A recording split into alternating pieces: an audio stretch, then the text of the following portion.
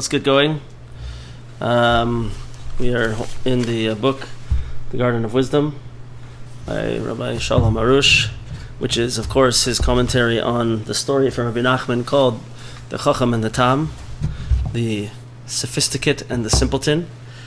And we're also, like we said, using mostly the commentary of Rav Nissen David Kivak, and also some other things from various other people. But we're going to get back into it today. We're starting on page 66 of this book, for those who are following along. And let's get going. Okay, I want to just start with one point that we finished with last time, that we saw from Rav Kivak, but we didn't. There's a special point from Rav Arush that we didn't quite get to yet. And it's like this, sweet point. Okay, so last time we said, where is the Chochom now in his journey over here? Is that he got to Varsha, right? The place of where he seeks, which references Varsha, var meaning in Yiddish truth, and shoyin meaning right away clarity. He needs to see what is happening in the world. He needs to know the hashgacha of Hashem. He needs to have that divine vision. He can't just accept what Hashem put in front of him. He always needs to see more. He always needs to see something else and be looking for the next thing. And right? He wants to have a much higher vision. So he gets to Varsha. And there he decides that he's going to get rid of his employers that took him that far. And he asks people around the shuk in Varsha, what's with these people that I was working for? And they say to him, you know what? Those are good people. And it would be good for you to stay with them. So it was like this. They answered that these people are decent, and it is good to be with them. However, it is difficult to be with them because their dealings are done over great distances. Right? So we said from Rav Kivak last time that one of the lessons we learned from this is that there's always something positive and something negative in every situation. There's always good and bad to look at in any situation and in any person.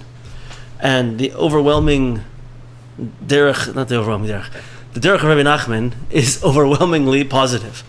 Is to always, like in so many ways, he talks about this, the importance of always looking for the good. Looking for the good in other people, looking for the good in yourself, looking for the good and the positive in the situations that you find yourself, right? But what did this person do? He focused, he chose to just focus on the negative. And he ignored the first half of the statement. The people said to him, these are good people, and you can do well with them, right? Just that there's an issue that you have to travel a little bit, right? And what did he do? He jumped a hold and grabbed a hold of that negativity. And like we said, sometimes for us all, but we all know there's certain people who are so negative, and they just, whatever situation they're in, they're always finding the negative. They're always grabbing hold of the negative. And it's so very, very important to try to get away from such behavior and to look for the positive. And we're going to see as we go through here drachim, ways in which we can do that. But if we don't do that, we're mamish going to be, our lives are going to be miserable because we're always going to see the negative. So Rav Arush says like this, that so he decided to leave his previous employers. However, the clever one ignored two important details. Namely, that his employers were decent people and it was good to be with them. These were the details that should have been his main consideration. Imagine, when we're looking to find people to work with, people to spend time with. Do you know how many business people there are out there in the world that are dishonest, that are mean, that are unpleasant to be around? Right? You have to work in an environment. It's so important that we work with honest people that we can trust, people that are good people. This should be the first concern that he had at that moment. And it's like he didn't even think about it. He said, this doesn't interest me. I see that there's going to be a problem here. I'm going to have to travel and forget it. So, this is a big thing. So he says like this on page 67, a little farther down. He was honest and trustworthy. So he still had something good going for him. At this stage, the Chochom, the clever one, the sophisticate, he's still holding on to some of the good qualities of his youth. He was honest and trustworthy. So in a similar manner, Hashem put him in contact with honest people. Of course, the clever one failed to appreciate Hashem's loving divine providence. He didn't see that Hashem was giving him a gift, that Hashem was guiding him and putting him together with good people. Hashem could have let the clever one become involved with dishonest, tyrannical, and crass employers, but instead he sent him decent, upright employers. Right? But still, he was going against the will of Hashem. But still, Hashem protected him at this point because of what he was doing. So he chose to look away and not to see where Hashem was putting him. The places Hashem was putting him. So what happens next? He went and saw men from the clothing business that were passing through the market in their fashionable style, with their various adornments, their hats and their sharp pointed shoes, and their other refinements, in the way that they walked and dressed. He had a sharp intellect, and this work appealed to him, because it had chen. He says grace over here. I don't think that's the good translation. I think it should be charm. It was charming, right? So he looks and he sees these people working in the clothing industry, which is Gewelben in Yiddish, and he sees they're what? Shmata, yeah. He sees that they're dressed all fancy and they have these, they're wearing the latest styles and fancy colors and clothing. Pointy shoes is a big thing in this book for some reason. Pointy shoes, seems to be a style nowadays a little bit also. Pointy shoes, fancy hats and everything, right? And he sees them and he's attracted to them. And I think we can see some simple aspects that make sense to us, but we'll also see some deeper stuff. Let's see what Rav Arush says and then we'll see Rav Kivak. Rav Arush says like this: as soon as he sees the haberdashery employees, haberdashery is hat makers, by the way, and their chic style, he is impressed. But he doesn't ask if Hashem is impressed. This is the direction Rav Arush is going. He sees this excites him and it impresses him, but he doesn't stop to think: is this something that Hashem wants me to be doing? Is this something that Hashem wants me to be interested in? Right? So Rabbi Nachman says, it's so funny in the story. He says, in this particular point of the story, he had a sharp intellect, and this work appealed to him because it had chen, charm. So Rav Arush points out that Rabbi Nachman is mocking him right now. This is where he's using his smart intellect. This is where his intellect is taking him. That he looks and he sees some fancy dressed people with their pointy shoes, and he's drawn after them. What happened to his intellect? What happened to his brain, to his smarts? Again, he is ridiculing the clever one. If he was so smart, why was he so easily impressed by external appearances? This is what Shlomo HaMelech calls, like we say in Eshes Chayil every Friday night, Sheker HaChein veHevel HaYofi, the lie of prettiness and the vanity of outer beauty. Okay? It's sheker. What's he pulled after? He has an opportunity. Hashem sets him up with honest, good people that he can stay and do a business with, and profit and make money and start his life. And what does he do? He's drawn after his eyes these crazy guys with pointy shoes. Sheker achein vehevel hayofi. Right? This is his big intellect. Right? But he says also, and now he changes things around a bit, and he says, but this is something that's done in a person's own area, meaning he doesn't have to travel. Okay, so he decided that it was a bad idea that he should have to travel. Rav Arush goes into something over here that is very interesting to me, because I feel like it very much depends on the person. But he says that the consideration of working close to home is important, but it shouldn't be the determining factor in deciding someone's purpose in life. Meaning, working close to home, staying close to where you are is good and it's important. But sometimes Hashem wants us to move somewhere, wants us to go away. Shmuel Hanavi, Samuel the prophet, would go from village to village to spiritually uplift the people of Israel. We hear, by the way, it doesn't say over here, but we know that some of the early Hasidim, it was known specifically that the Noam Elimelech, whose yahrzeit was last week, and his brother Reb Zusha, would dress up in like beggars' clothing, and they would go from town to town. They would go on these big travels. It's also interesting, so interesting that there's many stories of like the Baal Shem Tov, where they would like, all of a sudden the Baal Shem Tov would say to his followers, "Get in the wagon, we're going." And they never knew what was happening and why, but wherever they went, there was some miraculous event that took place over there, and they had to be there at that specific time. One of my favorite stories, I'm not going to tell it now because I've told it many times and it's long, right? But the Baal Shem Tov would just be like, okay, something spiritual pulls me over here, something needs to happen over here, we're going. And they would go. Meaning what? I believe that the essence of the point that he's saying over here is, it's great to say there's a positivity to staying close to home and to being in one place. But the main point is not that I feel I should stay in this place. The main point is that I'm gonna always try to do what Hashem wants me to do and to go where Hashem wants me to go. I hope it would be nice if it's here. But I have to be ready to say, when Hashem calls me to go somewhere else, I have to be ready to go there. I have to be ready to move when the time is right. Right? We have a friend who in the shul over here who has been thinking about making Aliyah for many, many years. And finally, just this past week, he got up and went on Nefesh B'Nefesh and moved to Eretz Yisrael. Just like that, you know. It's, yeah. You know, there's, maybe we have to change neighborhoods, maybe we have to move closer to people that we care about, maybe family, friends, whatever it might be. Who knows? But Hashem has a plan for us. The main thing is that we should be open to and thinking about, where does Hashem want me to go? What does Hashem want from me? Not just where is it easier for me? Where is my most comfort found in, right? One of the words we're going to see in Rav Kivak a lot is the word of yigia, which means my effort, my work, the thing that I put into things. And it's going to have something to do with this, I think.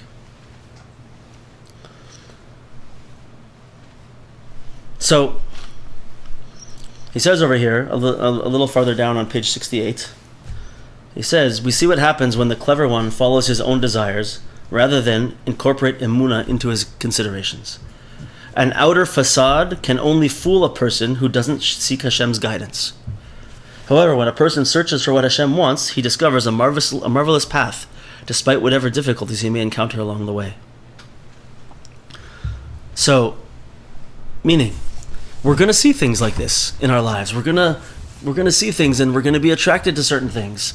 And it's going to happen, right? If we don't have emunah, and if we're not thinking in this way of, what does Hashem have in mind for me? What is Ratzon Hashem? What's the will of Hashem? Then I'm very easily pulled onto a different path, right? But if I'm able to step back, and if I'm able to do my hisbodedus, to think and to contemplate and to talk to Hashem, then when I see such a thing, I'll be able to step back and say, okay, what is the meaning of this? Is this good for me? Is this not good for me? Should I follow this? Should I not follow this? In a much easier way. Right? Yeah. Okay, so we'll read this last little part here, and then we'll move on to Rav Kivak also. He returned to the people he had come with, gave them his respects, and told them that he did not desire to be with them further. And as for their having brought him here, he had served them along the way. Meaning, okay, they paid for him to come, they helped him out to get him here. So how can he just leave them hanging? He says, okay, he worked for them along the way. He did his part, so he doesn't have to feel bad about this. So we see, Rav Arush says, we see here that the clever one had not yet become corrupt. This is page 69. He thanked the tradesman who brought him to Warsaw and spoke in a polite and civil manner. So, what's one of the main things that Rav Arush points out to us here? Is that we see that he had the tools of a naturally good character with which he could have succeeded. Had he chosen to try and follow the path of Tamimus instead of this path of quote-unquote Chochma, he had the Chomer, he had the base characteristics that he needed in order to be successful. Right? He wasn't a terrible person. He wasn't mean. He wasn't angry. Yeah? And another point that he makes over here, Rav Arush, as he says, you see that in this stage of the game, you could see he was still a good person and he still had some good characteristics, because he waited till he had another opportunity before he left his previous opportunity, right? A person who is too drawn after emotion and is too negatively spontaneous, right? Well, is the person that will just stand up and be like, "I quit. That's it," right? That's a person who's not in control of their emotions and of their psyche, and they can't hold it back. So that's it. I'm out of here. I quit, without anything set up. This person still was using his mind and was still in control enough that he was able to go and find something first, and then go back to the people and, like a mensch, say, "It's time for me to leave. Thank you very much for everything," and move on. Right?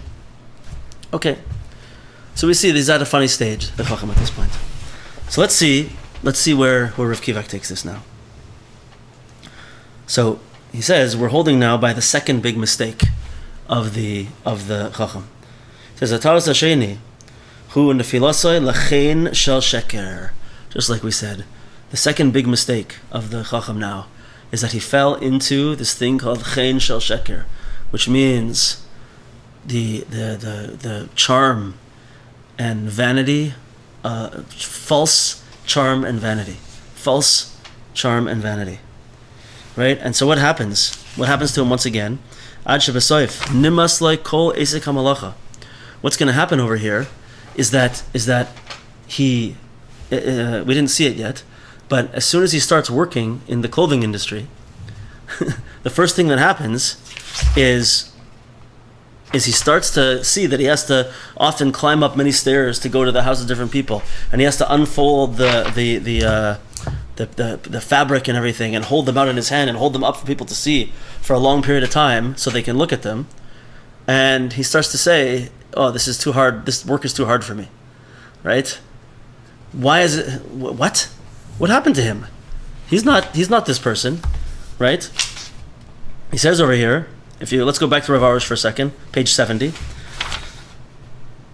When he went and started to work for one of the merchants, and it is the way of hired servants that in the beginning they need to work for little pay and do strenuous tasks. Then afterwards they reach the level of established servants. His employer gave him hard work, and he would send him to customers bearing merchandise as is customary for servants. They need to hold their arms upraised, draping the garments along their arms' length for the customers to see. This work is very difficult for him to bear. Sometimes he would need to climb up many flights with his load, and the work was very hard for him, so he contemplated, for he was a highly intelligent philosopher. Why should I do work like this? Once again, Rabbi Nachman is mocking him, saying, this is the thoughts of a highly intelligent philosopher, of someone with a brilliant intellect. What happened to this guy? He's afraid of a little hard work? Lifting garments up with his hands? All of a sudden, he doesn't want to do anything anymore. He doesn't want to work anymore. Right? So this is what Rav Kivak is saying, and Rav Arush has a brilliant statement over here. But Rav Kivak is saying, Ad shebesoif nimas like kol hamalacha, kol esek hamalacha. Right? He gets drawn into sheker achein, into the false beauty and false vanity, to such an extent that all of a sudden he doesn't have the desire to work anymore. He doesn't have the desire to put in his effort. Okay, we'll get to that in a second. Rav Arush says like this: what's going on with this guy? Is he so smart? If haberdashery was his mission in life, then why wasn't he patient? What's he doing? What's he thinking about? This is page 70 at the bottom. Why was he disheartened by a little bit of discomfort and hard work? If he's doing something that's taking him on his mission, that's literally, bringing him to the next level, taking him to the place where he wants to be. He's worried about climbing up some stairs and holding out garments, right? This is my life's purpose? I should be ecstatic. And if it wasn't his life's purpose, then why did he leave the other job with nice people and good people to come to this sheker achein crazy kind of place, right? He's not using his chachma. He's not using his brain in the right way. He's only following whatever comes to his mind, whatever comes into his chachma in the moment, as opposed to what? As opposed to trying to figure out, what does Hashem want from me? Where is Hashem placing me? What does Hashem put in front of me right now? Where is Hashem guiding me? This is what he should be looking for. And what's he doing? Crazy stuff. Mamish crazy stuff. Right? Yeah? So, Rav Arush begins to speak about an important point over here, and he says the fact that the clever one's eyes and urges overruled his brain led him to confusion, disorientation, and mistakes. What he starts to do is focus on the external rather than on the internal. The Tam is a person of his Baidadus. The Tam is a person that thinks about what does Hashem want from me. He's thinking in his inner world, and he's thinking where he is right now. The Chochom is all over the place. He sees something over here, he follows it. He sees something over here that's better than that, he leaves that thing and goes to the next thing. It's all external as opposed to internal, is one of the main differences over here. So, in the same realm, Rav Kivak says like this, V'chol zeh meramez le'inyan ha'yegiyos b'toru tefila b'devarim shetzarech l'sageya l'shaber ha'yetzer. This is all hinting to, it works in the practical realm and it works in the story, but it's also all hinting to our own avodas Hashem in Torah and tefillah, learning and in prayer. In what way?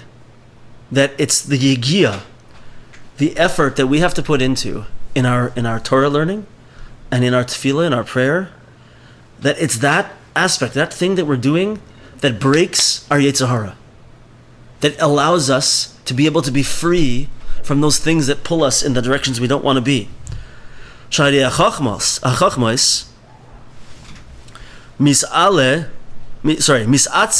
mihayegia.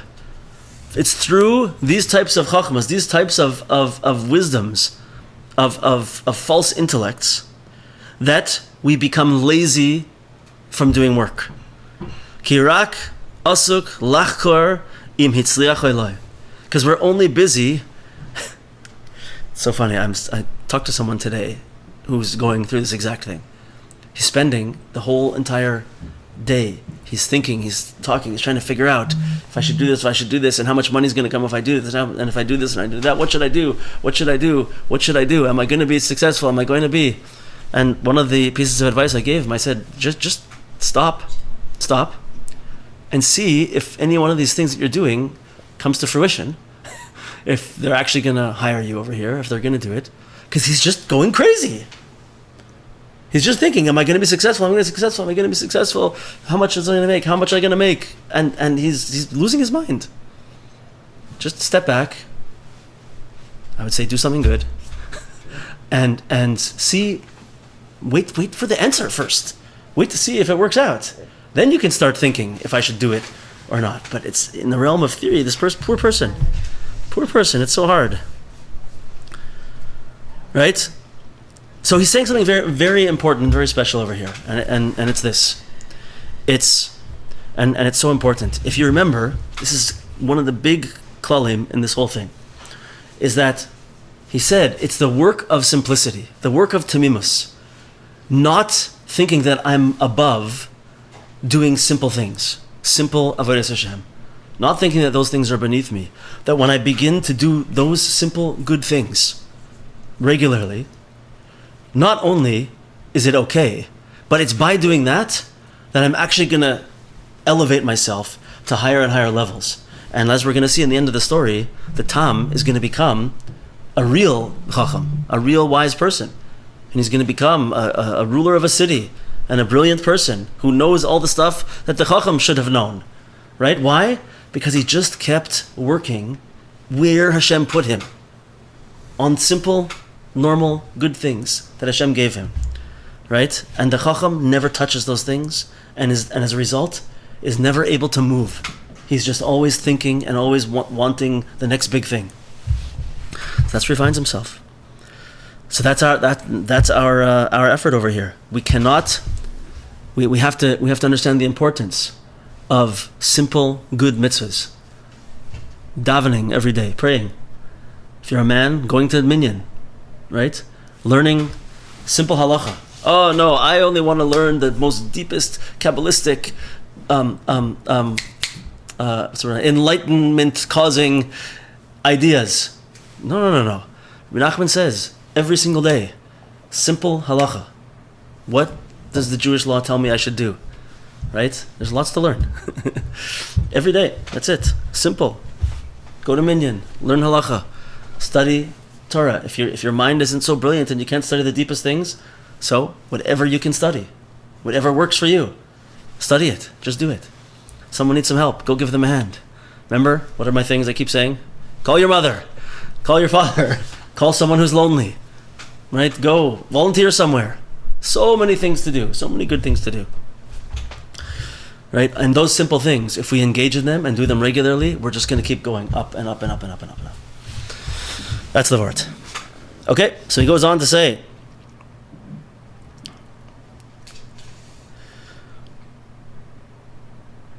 let's say that the Chochom really was meant to be in the fancy clothing industry. So Rav Kivak says like this: if he was supposed to be like this, Hayamevin. And he would understood that there's a way that Hashem wants us to move in the world, and Hashem knows what's happening, and He puts us into the places where we're gonna encounter those sparks of holiness that we have to elevate and redeem. Right? So he could have, if he would have actually been drawn there, he would have been on the path that Hashem would have placed him on. And Hashem knows where he's supposed to be, and where he's supposed to be at what time, and through. If he would be and he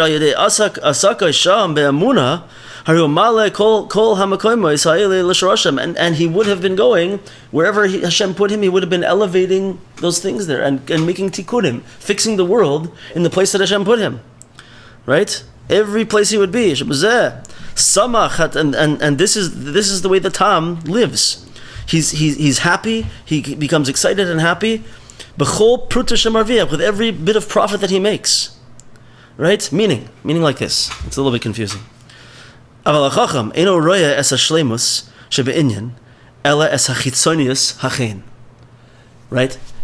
He's saying like this. If be'emes, that the Chacham was really drawn to, Hashem was really trying to put him in the place of working in the clothing industry, the pointy shoe industry, right? And he would have been thinking in this way, and he would have been following the path. Then he would be able to, every step of the way, he would understand that every step of the way that Hashem puts him, there's something there that he's supposed to be doing. He's meant to be there. And he's going to interact with one person here, and by having that interaction, they're going to make some type of tikkun. Right? He's going to be honest in business over there, and he's going to cause all these tikkunim to happen, and he's going to cause the sparks of holiness to be elevated and redeemed every step of the way. If he's just realizing that he's following where Hashem put him. And then he would be like the Tam. What does the Tam do in his avodah that he's doing? He's the shoemaker. But you know what? Every single bit of money that he makes, he has tremendous simcha. Why? Because he's living his life in the way that Hashem wants him to live it. So every pruta he makes, every coin that he gets from selling his shoes, it's as if Hashem put that into his hand. Said, this is exactly where I want you to be. This money is exactly meant for you. Right? Someone who doesn't live like this and who tries to steal money here and there, even if it's not the kind of stealing that we think about, but if they see they can overcharge somebody, so they're sneaky and they try to make money when they really shouldn't be. That money's not meant for them. Hashem doesn't want them to have that money, and you know what's going to happen? He's going to take it away. Yeah, it's not meant for you. Hashem doesn't want you to have that. The Gemara says that by the tzaddikim, their mamonim shel tzaddikim chavev alehem. The money of tzaddikim is very precious to them. And everybody asks the question, that doesn't sound right. It should be, that a big tzaddik, he's very humble, and he doesn't need a lot, so he shouldn't care about money. He should give it out to whoever needs. I don't need my money. I don't care what about my money. He should not be stingy, right? We see the opposite. Why? Because someone who's really living in that way, who knows that they're making every effort to live according to the way Hashem wants them to live, then they know that every bit of money that comes to me is from Hashem to my hand, and it's meant for me, and I'm supposed to do something with it. That has come to me for a reason. Now I'm supposed to do something with it. Now when someone comes to the door and they need to give tzedakah, right, and they look to see, is Is this person a fake? There's a lot of fakes out there. I have to make sure that I'm giving it in the right way because everything that comes to me is like straight from Hashem's hand to mine. It's so precious. And now I have to do it this way. Reb Nachman says in Torah Nun Dalet, I think, Torah 54, that every item in the world has a place and a time. And this is an unbelievable, beautiful idea. And that a certain item is given to a person. And it's meant for that person. Why? Because they're supposed to do something with it. Something is supposed to happen. Any item that comes into your purvey, into your possession, is meant for you. If you're living like the Tam, Hashem gave this to me for a reason. What am I supposed to do with it? Right? I believe this is why you see a lot of old school Yidden are very, very, very careful. They don't want to throw things out. They don't want to waste. They don't like everything that I have to do something with this, right? And he says that sometimes you have an object, and a certain person has used it, and for whatever reason they feel like they don't need it anymore, and so they give it to someone else or they sell it to someone else, and it comes into someone else's purvey. Why? Because that person finished with it. They did what they were supposed to do with it, and now it goes to the next person. And maybe that same thing will come back to the first person. Why? Because they weren't ready to do what needed to be done with it yet. So it went on to someone else, that some sparks of holiness should be redeemed from it. And now they grew and they became a higher level person. Now when that thing comes back to them, now they're ready to do what needs to be done with it. We should write a story about this, a fictional story about this. This is good. I think Moshe told me, Moshe Hershkovitz, who's on right now, that one of Rabbi Nachman's stories is like this. But okay, we'll find it. Anyway, I'm getting on a bit of a tangent over here, right? but this is the idea that if you're living your life in a way that everything you do, you're trying to do Ratzon Hashem, then every moment is important, and everything that comes into your hands is important. Every little bit of profit you make, even if you're not a millionaire, but every paycheck that you get is sweet, and it's simcha, because it's Hashem putting right into your hand what you're supposed to have. Amazing, right? Totally amazing. So this is the Tam. So too, okay, that's in the story. But what in the realm of avodas Hashem, we have to put effort in. We have to work in our serving Hashem. Avodas Hashem, l'Torah, tefillah. Once again, u'shviras ha'yetzer. Once again, it's these things that we do that are going to break our Yetzer Hara and bring us up to that next level. Shatam misyagea kefi yacholtai ki yodei Hashem yisbarach yesh le nachas ruach mima shmisyagea yeh kama sheyeh. The Tam, this is so awesome. The Tam is happy, and he works. He puts in effort in whatever he's doing in his avodas Hashem. Right? And why is he so happy? Because he knows that Hashem is happy with whatever he's doing when he's trying to serve Hashem. Meaning, we can all, I'm sure everyone can think of an example in their own life. But you may have someone, let's use the Daf Yomi example again. Right? It can go many ways. Daf Yomi is this custom that we have to learn one whole page of Talmud, of Gemara, every single day. It takes approximately 7 years to finish the whole Talmud when you do this. On both sides of the story, there's reasons why people don't learn anything. Why? I'll tell you like this. So one person will say, if I'm going to learn Daf Yomi, I'm not going to understand anything. Right? Like, it's really a whole page of Gemara in a 45-minute class is like, I don't do it for this reason. I still learn. I just don't do this type of learning. I can't do it. In like real yeshiva and kollel, especially in like the Litvish kind of brisker way of learning, you spend months on like one half page of Gemara in depth, really understanding it deeply. Okay, these are both good things to do. Daf Yomi is a good thing to do. This type of yeshivish learning is a good thing to do. But if you look at it and you say, "Oh, if I do that, I'm just not going to learn anything," right? So I'm not going to, and I'm just not doing it. But you don't have something else to do. You don't do anything else, right? So you're looking at that and saying, "Oh, if I can't get to the knowledge that I need to have from learning this one page a day, it's not worth it." right? Whereas the Tam would say, okay, I'm not going to know that whole thing perfectly, but I'm still going to do it. And Hashem's going to be happy with me learning that one page. And whatever I do understand properly, and that thing is great. So at the end of 7 years, the guy who looked at it and said, I'm not going to bother because it's not for me. I won't really understand the whole thing. What did he do at the end of 7 years? Nothing.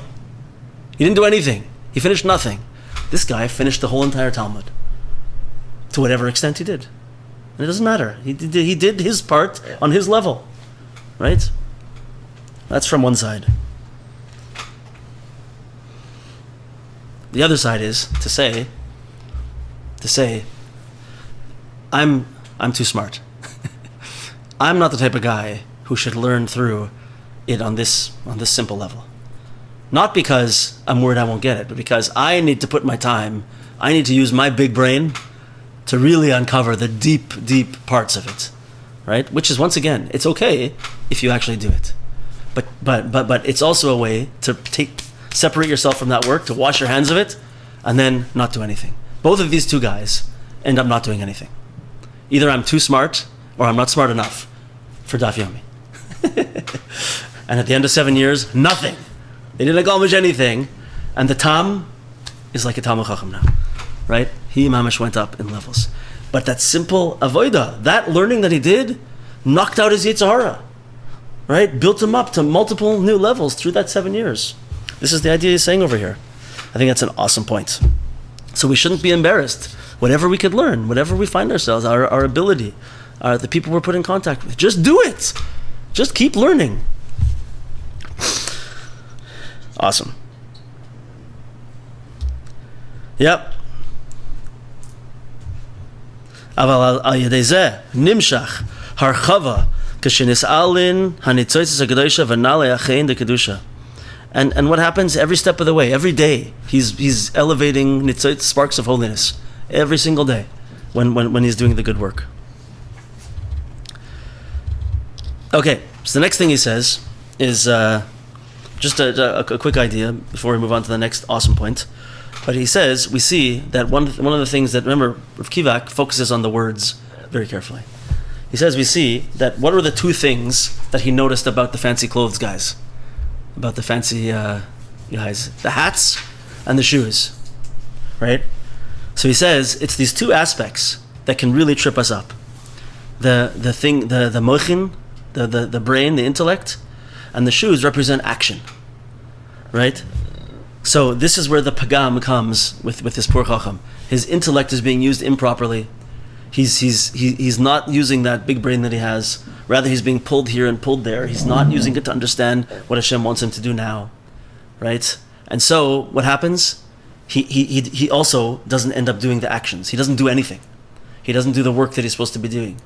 So he doesn't have the intellect, the hats, fancy hats, and he doesn't have the actions of the fancy shoes. He's got nothing in the end. Yeah. What'd you say? Stuck. He's stuck. Okay. The next point, I have another English tagline for this one. Right? So let's see where it comes. He says like this. What if the Tam went to Varsha? What if the Tam was the guy who saw the people going, and he was drawn in? He keeps using this word. It was Nikla, if he was sort of drawn in to going in this way. What if the Tam realized that Hashem is leading him with these wagon guys, right, to Warsaw? And he would work with them in their business. He says, Hakol b'hashgacha pratis. He would have said, this is where Hashem's leading me. I'm following Hashem. He would say, not like the other guy who saw the canopy. Remember, the canopy represented Hashem in the world and how Hashem runs everything, hashgacha pratis. And he didn't see that. He just saw the fancy canopy. The Tam would see Hashem. He'd say, oh, of course, I see a canopy coming. You know what? Reminds me that Hashem runs the whole world through the stars and the planets and everything. Oh, and there's 4 horses leading this thing. It's because Hashem leads the 4 worlds and he makes everything happen. It's all Hashem, he would have said. Mazel Shah. Right? Everything goes through the divine chariot. That's what he would have thought. when he saw the chariot, the wagon. Shekein hu derech ha'emes. Laseis la'Hashem yisborach lahanhig oisoi kirtzoinoi. This is the one. This is the derech emes. This is the true path, is to allow Hashem laseis la'Hashem yisborach lahanhig oisoi kirtzoinoi, to lead you in according to His will.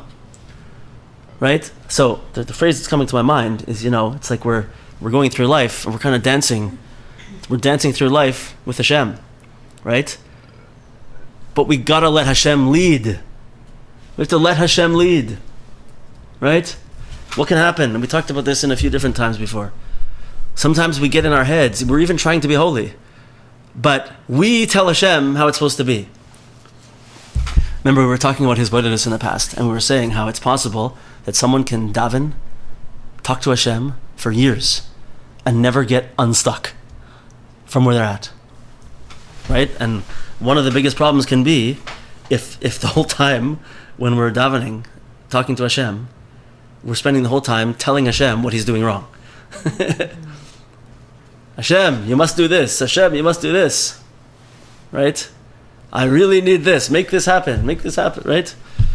There is such a thing to ask Hashem for things, but in the right way. I remember seeing in one of the English Breslov books about his bodedus, they said that a person should always phrase all of their tefillos to Hashem in the way that, Hashem, if it's good and right for me, then, please help me with this thing. Well, it should always be in our mind, to the extent where you shouldn't even have to say it, right? But it has to always be the way we think. Hashem, where are you leading me? Where am I supposed to go? I don't know, right? Who knows where I would be if I was leaving out myself on a wagon to Warsaw, like with the pointy-toed shoe people, right? So this is it. Let Hashem lead. Don't tell Hashem the way it's supposed to be. Ask Hashem to help me understand. Ask Hashem to guide me on the way, right? Be open to hearing from other people. Be open to seeing Hashem in the world and to going in the right way. Be like pliable instead of rigid, right? Flexible instead of stiff. Where's Hashem going to take me? What's He gonna have me do? Right? A couple of weeks ago, there was a death in the community, right? I'm sure you guys all remember. And it was a busy time. It was literally the day before Purim. And we're planning a Suda in the shul. We have to get all the food, all the shalach manas, to find the person Megillah. Like, there's so much to do to prepare for Purim. And it's the day before Purim. And I get this call in the morning that this person passed away. And I'm like, oh my gosh, isn't there someone else you can call? Like, this is what's going through my mind. Like, seriously, do you know how much I have to do today? It can't be. What? But what did I have to say in the end? I mean, this is all in my head, not to the person who called. But in the end, I just have to say, okay, I guess this is what Hashem wants. I just have to go and do this funeral, and then we'll see what happens. I guess I'll see what the rest of the day has. Hashem will make things happen. We'll have a Suda. Everything will come together. Maybe it won't be exactly the way I'd planned, but obviously I don't get to plan the way things are supposed to be. And Hashem is planning exactly how things are supposed to be. And that's the way it went. So it's just a little example that I experienced recently where I had to think like this and I had to catch myself and say, it's so clear. Hashem's putting something into your lap that you're supposed to do right now. Don't you decide to tell Hashem, yeah, it's not the right time. I have other stuff to do, Hashem. Right? It's very obvious. So this is another idea. You with me, guys? Yeah. Good. This is good advice He's giving us. Okay, next. Harishis nefilas Chochom. What's the first place that the Chochom falls over here? This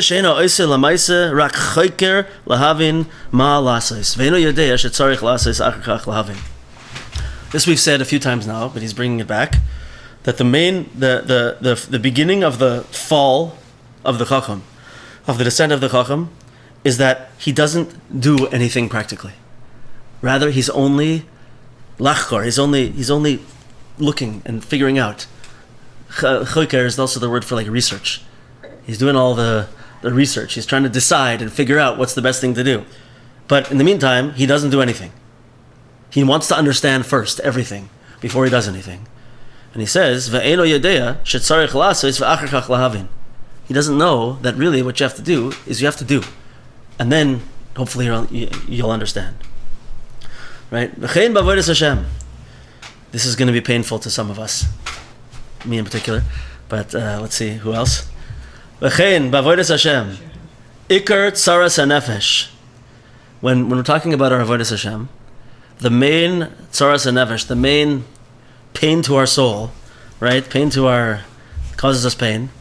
Shemadichim ha'inyan lamachar ve'ino ise achshav. That we push something off to tomorrow and we don't do it now. This is, of course, the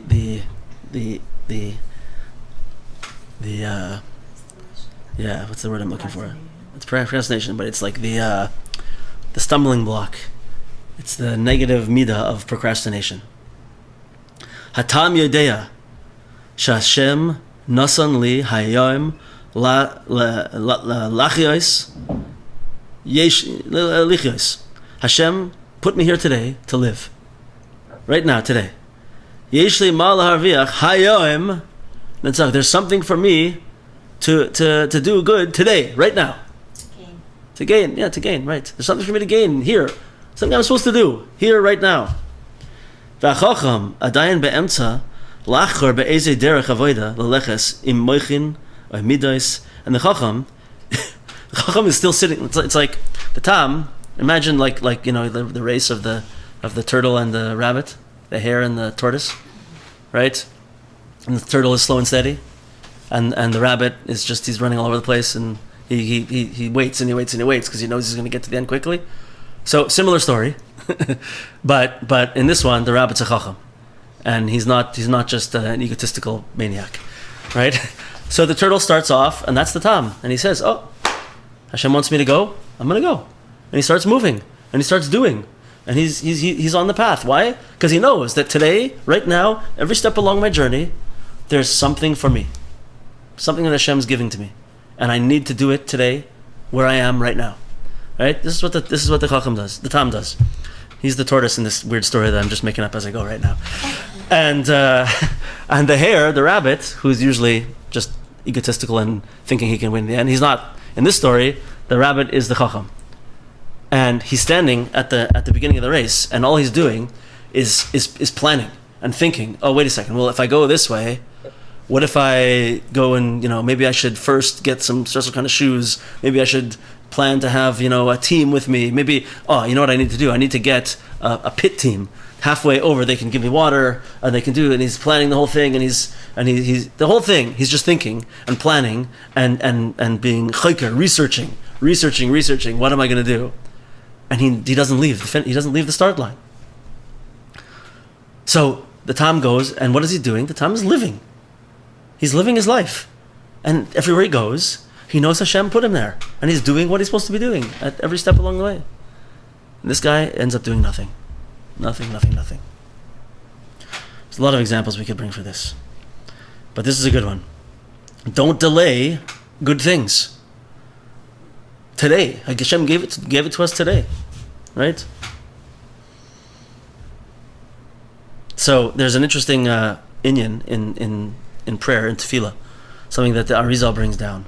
It's along the same lines over here, where he asks a good question that many of us might have asked in the past, which is, are you sure I'm supposed to say the same exact tefillah 3 times a day, every day, for my whole life?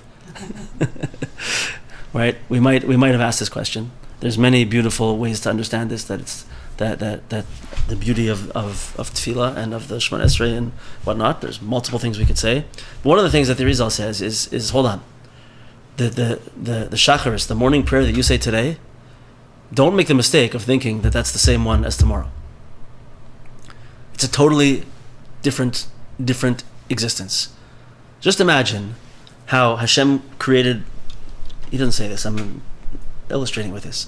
Imagine how Hashem created the entire universe, and how every day there's a different moon, and the constellations are slightly different, and every day there's a different hashpah, a different divine energy coming into the world, and at every moment it changes, and something new is divinely implanted into the world, right? So that prayer that I say this morning, it may be the same words, but the whole universe is different.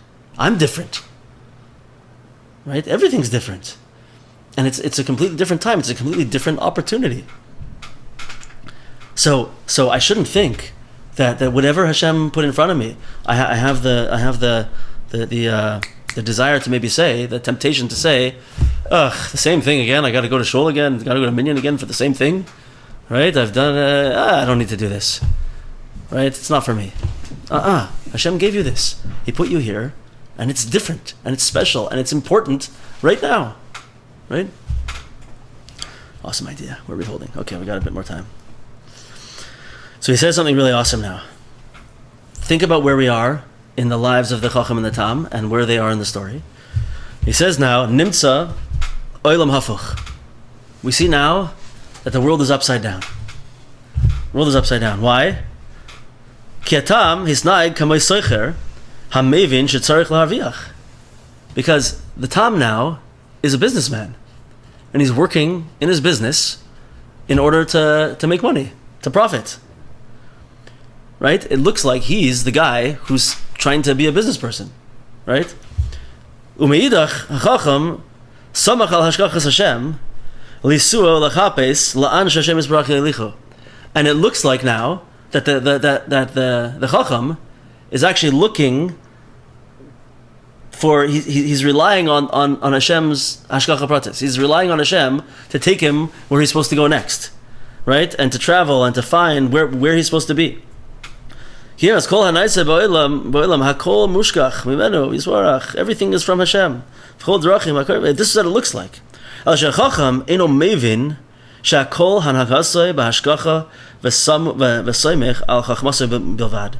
it's not like that. Why? You hear the question? How it's upside down a little bit? It looks like the Chacham from the outside is being like, where is Hashem going to take me? Where's Hashem going to lead me? I don't know if I should be here. I'm just following where the wind is going to blow me next, right? And it looks like, on the other hand, that the Chacham is like, I'm staying here. I don't want to know where the wind's going to take me, where Hashem's going to take me next. I'm just staying here. You could look at it from this perspective and think that they're doing the opposite. But really, the Tam is humble enough to say, Hashem put me here. He gave me this. This is where Hashem wants me right now. This is where I'm supposed to be. And even though the Chacham, he might look as if he's just trying to follow where he's supposed to go, the problem is that it's all only his own mind and desires. He's only looking, like we said, for chitzonius. He's attracted to the looks of things, and he's never asking, where does Hashem want me to be? He's ignoring the gifts that Hashem gives him of these nice people he could work with and whatnot. It's all just in his own mind. So it looks like it could be the opposite, but really, it's like we're saying. So I wrote down here that the way to understand this in maybe one quick sentence is that the hashkacha pratis, that's the divine providence, right? The hashkacha pratis is now. It's not what I want to see in the future. Hashkacha pratis is now. Where's Hashem going to lead me? What do you mean, where's Hashem going to lead me? Hashem is leading you right now, wherever you are. Hashem put you exactly this moment, right here, right now. Hashkacha pratis doesn't mean, maybe I'm going to see a hint and Hashem's going to put me. Yeah, forget it. Hashkacha pratis is where you are right now, and in an hour from now, that's going to also be hashkacha pratis wherever you are. And tomorrow morning, it's going to be the same thing. Sometimes we have this desire, because we have this thing, right? It's a good thing. It's a beautiful thing, and we all like to do it, where we like to tell hashkacha pratis stories, right? Where we had something and we were, involved, and some miracle happens, and just at the right time, the right person came, and you met, and right, and it was fantastic, and right, got a lot of stories like this. One I haven't told in a long time. Maybe I never told it to you guys. I don't know. is you'll tell me if I told it. It's a good story though. We were one time in Mexico on a vacation. Remember, did I tell you this one? Yeah. And it's Friday, and we need to get challah, and we thought we had a plan, but the plan didn't work out. And we're in a town called Puerto Morelos. It's a little fishing town. There's like nothing around there, no Jews, no nothing. It's a long time ago also. There wasn't so much Chabad there or anything like that.